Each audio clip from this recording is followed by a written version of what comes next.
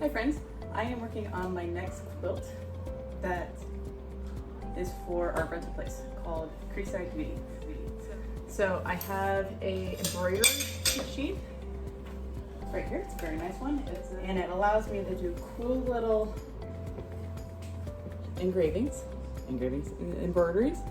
So I put in Creekside here. And so my idea for this quilt is to connect up all of the jean pockets into a flower formation, and this will be in the center. I've already put together about half of the flower. These are the underneath the pockets of the jeans. I took off the pocket, and so it has the light and different color of it, and so I always thought it was pretty neat to have some type of a flower pattern.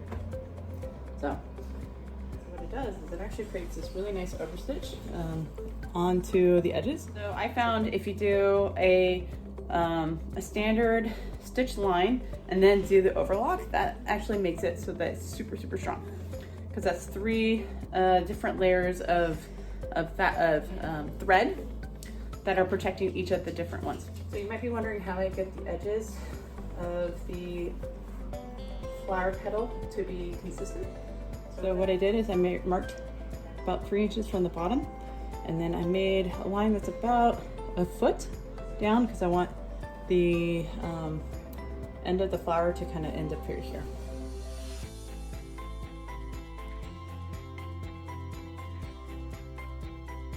All right, I finished the last part of it. So let's lay it out and see how it looks. Yay! Ta-da! Sort of.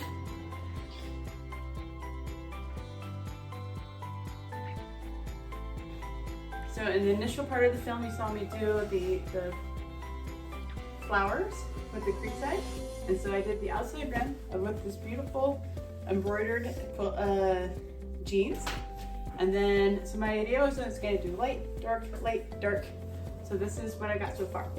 What I'm going to be doing next is the next round. I've already put together the jeans. I was able to find a pair of jeans that have this really nice embroidery that was right at the cusp here. So I'm using that as accents around the edge.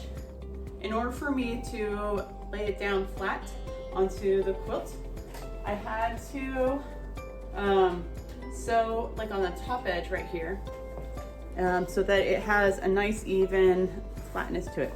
Underneath, you'll see that it's not exactly 100%. Like there's a little bit of flap here, or even here in the center, there's a huge amount of extra fabric, but nobody's going to see that because that's on the underside. But the whole point is that the top part looks nice and smooth and comforting.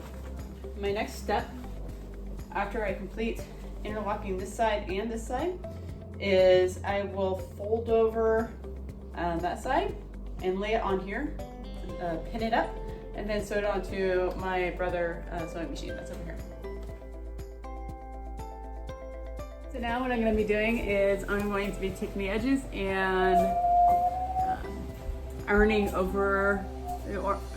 over.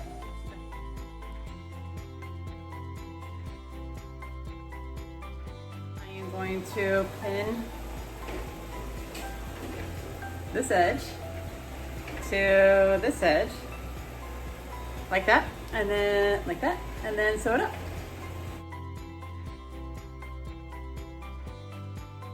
You want to align these first and then even out the fabric in between and try to evenly space this out.